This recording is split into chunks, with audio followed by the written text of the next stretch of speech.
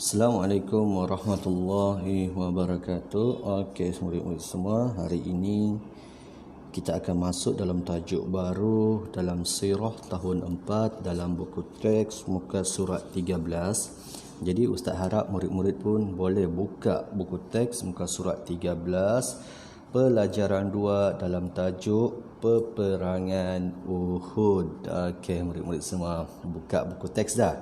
Okey, kita lihat satu persatu. Okey, cuba murid-murid lihat pada slide ini, yang mana dalam slide ini sama seperti yang ada dalam buku teks murid-murid. Okey, yang pertama adalah berkaitan dengan pengenalan tentang peperangan Uhud. Okey, peperangan Uhud, yang mana untuk makluman murid-murid, peperangan Uhud ni adalah peperangan yang kedua selepas peperangan Badar Al-Kubra. Dan murid-murid juga mengetahui bahawa dalam peperangan Badar tersebut, tentera Islam telah memenangi peperangan tersebut. Okey, kita lihat. Okey, peperangan Uhud berlaku pada pertengahan bulan Syawal. Okey, peperangan Uhud ini berlaku pada pertengahan bulan Syawal tahun ketiga Hijrah bersamaan dengan 23 Januari 625 Masihi. Okey, kalau ustaz tanya bilakah berlakunya peperangan Uhud, murid-murid boleh jawab peperangan Uhud berlaku pada pertengahan bulan Syawal tahun ketiga Hijrah bersamaan 23 Januari 625 Masihi. Okey, boleh faham?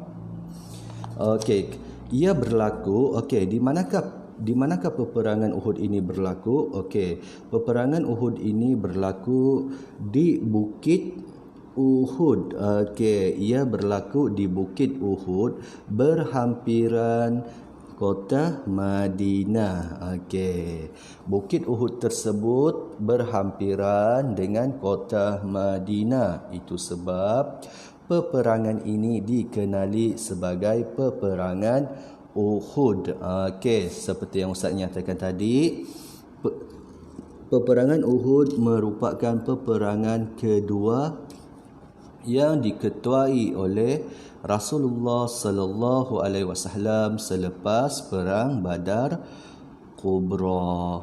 Okey. Manakala bagi pasukan tentera kafir Quraisy Mekah pula, okey, bagi pasukan tentera kafir Quraisy Mekah diketuai oleh Abu Sufyan bin Harb. Abu Sufyan bin Harb. Okey, murid-murid semua.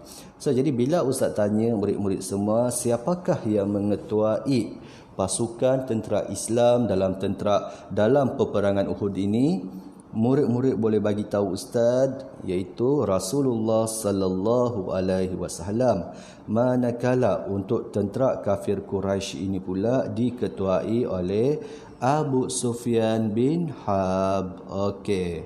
So, jadi ustaz harap untuk pengenalan peperangan Uhud ni murid-murid jelas dan faham. Okey, seterusnya murid-murid semua cuba buka muka surat 14. Okey, dalam muka surat 14 ini murid-murid adalah sebab berlakunya peperangan. Seperti mana peperangan Badar tersebut juga ada sebab berlaku, begitulah juga dengan peperangan Uhud ini ada sebab berlakunya peperangan Uhud. Okey, kita tengok kekalahan dalam peperangan Badar Kubra telah memberikan tamparan yang hebat terhadap maruah dan pengaruh kaum musyrikin Mekah, yang mana mereka berasa malu, dan pengaruh kaum musyrikin juga semakin berkurang selepas kekalahan dalam peperangan Badar Al-Kubra. Okey. So, jadi oleh yang demikian mereka telah bercita-cita. Okey, inilah sebab dia. Mereka bercita-cita untuk menuntut belah, yakni membalas dendam dan seterusnya tidak mahu membiarkan pengaruh Islam di bawah pimpinan Rasulullah sallallahu alaihi wasallam terus subur di Madinah. Okey. Kalau murid-murid perasan dekat sini yang Ustaz garis ni, inilah di antara sebab berlakunya peperangan Uhud ini. Yang mana? Yang pertama ialah kaum musyrikin Mekah ini bercita-cita untuk menuntut bela. Okey. Mereka ingin membalas dendam di atas kekalahan semasa dalam peperangan Badar.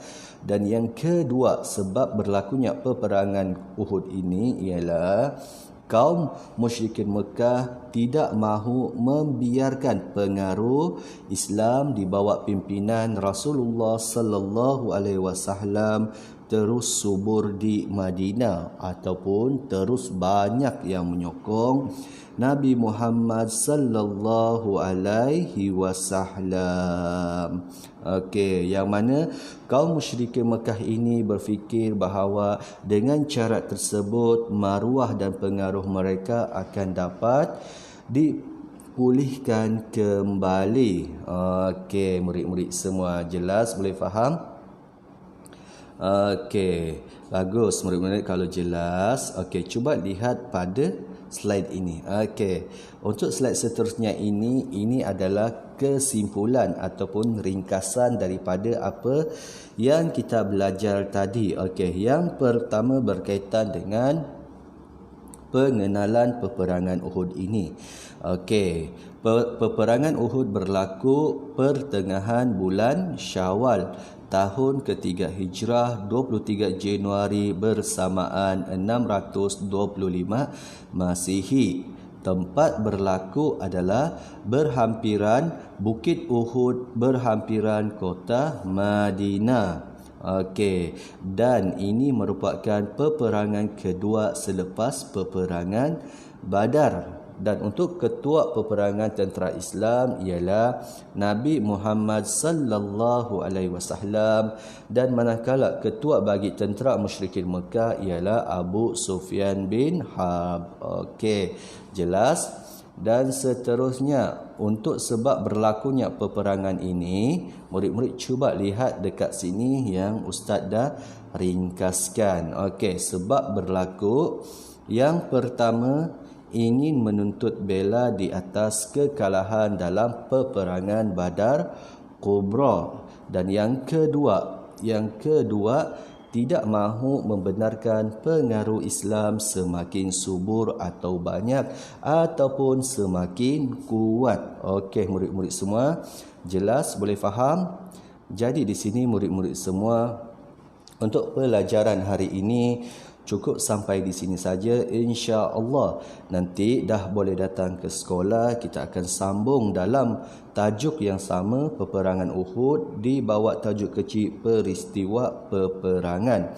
Jadi Ustaz harap murid-murid bolehlah ambil masa sedikit nanti untuk buat ulang kaji berkaitan dengan peperangan Badar dan juga peperangan Uhud, yang mana untuk pengenalan dan juga sebab berlakunya peperangan Uhud tersebut.